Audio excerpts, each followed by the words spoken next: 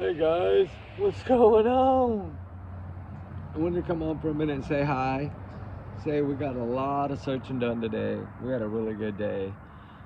Just kind of wanted to come on and say hi for a minute. And our goal is tomorrow to go live. I'm going to work on it. The countdown was like 20 hours, 18 hours left, something like that. So I'm going to work on that, guys. But I wanted to come on for a few minutes and just, I put out that copycat video last night, and I want to say, there's so much that I'm wondering now. They've been talking about the green hoodie person that passed away in November. How would they have interviewed her in December? Or if it was a man, woman, I don't know. I haven't really paid that much attention to it. I figured they didn't really. I didn't know that person supposedly is related to Chris and Katie. That's another one that's coming out that's new to me. And I don't know how much of this is true and how much it's not, but I do know after watching the interviews of Seth and on the 28th that we talked about last night and seeing what he said, he was kind of pointing fingers, which he's kind of done, I think, all along. But, I'm still wondering what happened in that house. If it happened in that house, I sure am wondering what happened. And what was the thud? Was it her pushing him down? What was it? And I mean, I guess you can say that 9 to 12, somewhere in while she was on the phone with him, I believe it happened. I think maybe he was bugging her when she was on the phone and Chris was getting mad and agitated, and she tried to either hush him up or something, and it got out of control and something bad happened. And then she hung up with Chris. That's why I think it was around 11:30. And then Chris left there. Now I'm starting to think that he left there, or Terry did, came and picked him and took him to Chris. But I still think Chris probably left and showed up, got him. That's why his Wi-Fi is pinging now. I think it's all coming together. I think detectives got so much that we know it's going to break any day. I'm just so ready for it to break. Justice for Sebastin is a must for all of them. I mean, we searched for Suzanne Simpson today, and that's a heartbreaking story. It made me think of the Nikki McCann story, that she was leaving him, and he was abusive, and it's the same scenario as Suzanne Simpson, and it's just heartbreaking that these women try and they vanish like that. It's truly sad. But only one of them's arrested. The other one's still running free. I mean, he's been arrested for a whole bunch of other stuff, but not for what happened to her, when they know somehow, some way he's involved. I mean, I know he's the number one suspect, but just like I think Chris and Katie are suspects. I know Katie pretty much is probably a suspect. And I'm still wondering if she passed her lie detector test or not. Because, they'll fib you. If they fibbed you about the video, I'm damn sure they fibbed about the lie detector test. I'm pretty sure she probably failed, knowing her. I did hear she failed some questions. I've heard that through the grapevine too. But, I mean, there's no way to vet that. But I'm just saying, hopefully whenever it ever becomes public records, we'll know, right? I don't think she passed. I really don't. And I think they can't use it against her in court, so they can't arrest her for it. But that can be why. If this is what I wanted to talk about. And I wasn't going to do it tonight, but I'm going to do it tonight. I'm tired, but I'm still going to do it because I think y'all deserve to know. But, so let me say first, allegedly, these are my opinions, my thoughts, my theories, my speculation, not to reflect the channel. Y'all's comments, y'all's alone, not to reflect the channel. We do our research together as a big family. That's what we are. Trigger warning times 100 million. And allegedly, I'm just a big alleged bubble. Don't take my shit as fact. Just take it as salt, right? Whatever you want to call it, I don't care. But anyway, think about it this way, guys. Y'all know how I feel like now that they probably only showed them the trash truck part of the video, right? From the light video, Tinkerbell video. I feel that that's probably all they did show them. And I'm even wondering if they showed them Tuesday's clip and said it was Monday's clip, right? Because we know the day after that Tuesday, the street behind them, which Chris said it's behind us. Remember, it's the road behind us. That they pick up trash on Tuesdays up behind them. So I'm wondering if the law enforcement even showed them that clip at all. If they only showed them the Tuesday's clip and said, well, we got this clip from the Monday, they could hide the date. They don't know. They should have. That's maybe why the camera was broken. Maybe the camera was never broken. Maybe they just showed them the wrong video because they considered them suspects. I get it now. It's starting to come together how they did this. So Sonny was a smart man. Smart man. That's why he made that statement at the landfill after he was disappointed. He was expecting for more, expecting closure after that search. They know something big. And I'm just waiting. They searched the landfill trying to find him. They're wondering where the parents put him. But that's how, in my opinion, this is what I feel now. After really breaking this down and going back and listening to that interview again where Chris says, oh, it's another road back there. Trash truck came down that road. Okay, you're right, buddy. You are right.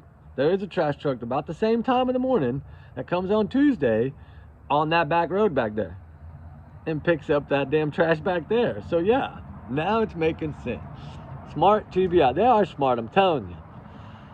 They gotta be smart. And that's why they were so upset that that video leaked. Because then they look like liars to the family. And I think that's when everything just kind of stopped. Like the communication between them. Remember, Sebastin, they're not communicating with me. No, because somebody threw a wrench into their plan, you know, and showed the video. Oh, man, that would suck.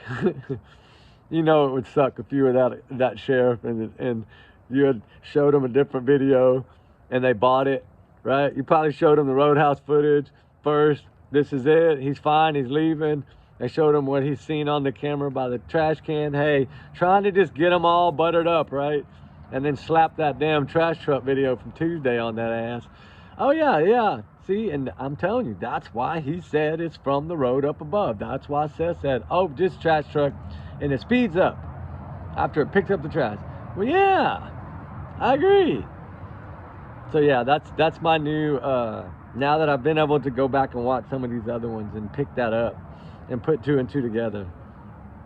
And I know it's probably going to go crazy everywhere, and it's fine if it does, but I'm just saying, it's just my opinion. But I feel like they did. I feel like they hid it from them. And then they got caught by Nick Barris when it came out. But that's why I've always said I think they got something, and I think something's coming. And I know I was hoping by the 1st of January it was going to happen, and I'm off. But you know what?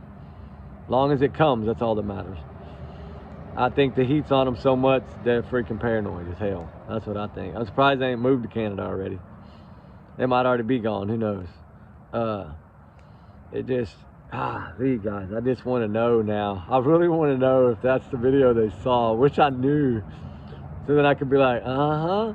And it probably all became when she failed a lie detector test. She failed a lie detector test, so they had to show it a real video, but just a different video. Not that particular video. And then I think when it came out with Nick Barris and then they saw the actual video, then they were kind of saying, no, they're probably just saying that was put out by somebody else, that was fake. Yeah, maybe it was, right? To them, maybe that's what law enforcement told them. Oh no, that doesn't have to do anything with it. Like, who knows? They might have tried to dodge the bullet on it. I don't know. But it's something to think about. Because I've always felt like that's what's going to crack this case, is that video. I think they have some kind of sighting, and that's why it says 26 early morning hours. I really do feel that somehow he was seen on that clip or that other clip. And that's why they held it so close to the vest. That's why they didn't show it to the parents. Maybe they seen part of Chris that looked like Chris or Katie in that clip. Maybe they already knew she ran back to that house. I don't know. I don't know if they've gotten Google Earth satellite photos with timestamps on them. I don't know if they've done all that. They could have done that. They're not going to tell nobody. They might already have everything. I don't know. Or they might be waiting for it. I know those things can take months to come in, so who knows? But I do feel that the heat is up. And it's up high right now, like that fire right there. So I did want to take some time to come on and visit a little bit about Sebastin. And you know, I want justice for this young man just as bad as all y'all do, and I pray for it every day. There's he's got a big army fighting for him, and that's wonderful. That's what it takes. You know, the larger the army, the more the pressure, the more the heat, right? And when you turn that heat up, somebody eventually gonna break, right? And, you know, I'm wondering, was this all a plan to keep him away till he was 18? But you know, you're still gonna get arrested for that, because if you did that, then he's going to be able to be free at 18, right? And be on social media, be everywhere, and then, bam, They're gonna know, right? I mean, I don't feel that, but I know some people think that way, and that's, you know, you want to keep faith, right? We want to keep faith that the kid is alive, even though we feel the foul play was involved that night around 9 or 10 o'clock. And it could have been that it was 9 o'clock. It could have been before 9:30, what was it? 9:36, before Katie and Chris got on the phone. It could have happened right then and there. And then she called Chris in a panic, like she called him when she says in 3 minutes she couldn't find Sebastin. It's like Candace Wells said she called Don in 2 minutes when she couldn't find.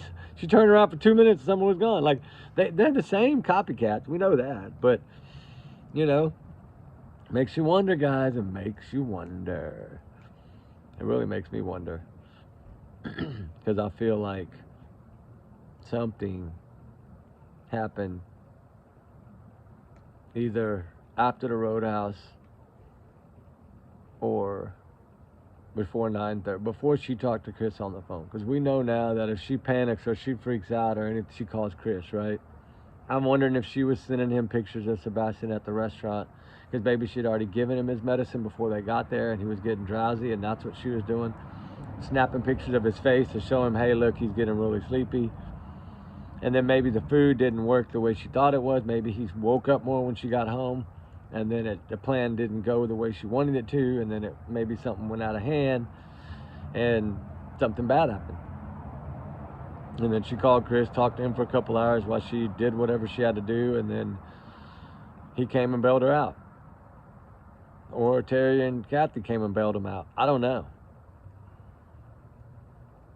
I just know it's perfect timing. If he would have hung up with her a little before 12, he would have been there a few minutes after 3, which is exactly when supposedly that clip happens. So to me, I've always thought there is a way that he would have made it there. And there's a way that he made it back before 6:39 or whatever he was in that crane, 6:30, 6:29. It would have been close, but he would have still made it. And then that's why he had to go back, like I said last night, to that camper and spend 17 hours, was to either dig a hole or do what he had to do, right? That's why it took him so long. And that's why I've always felt, I don't believe he's in the Hendersonville area at all. I think he's either outside that Mississippi River, somewhere that way, and it's going to be on the other side, across that border. Because if, you know, that's where they stayed afterwards. They stayed in Mississippi after they went, when he came back with the camper after they ghosted Sebastin, they stayed across county lines. And that's why I thought, you're always going to try to get as close as you can, right, to whatever you leave, because you're grieving. So I think that's maybe why she went to that area, in my book. Because I think she did feel terribly bad. I don't think she realized what happened. If she actually just gave him medicine and knocked him out, then she don't know what Chris did with him, right? She won't know that. And that's why she says, I don't know. And I don't know why you walked out that door. You know, that's you had your chance to beg for your son and you didn't. You sat right there and played your little game with Chris, and y'all acted like two parents that didn't give a dang about your child with special needs.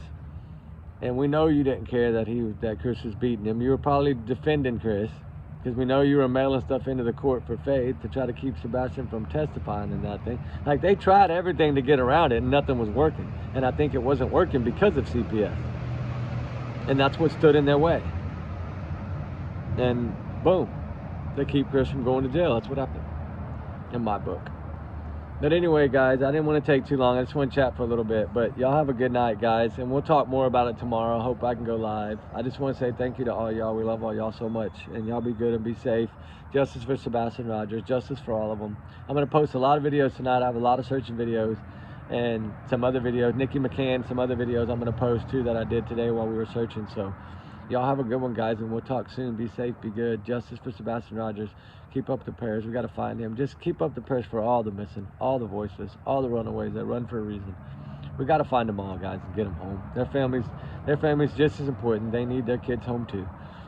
So, all right, guys, y'all have a good night. We'll talk soon. Be safe. Be good. Remember, trigger warning allegedly. All my alleged bubble. Be safe, guys. Bye.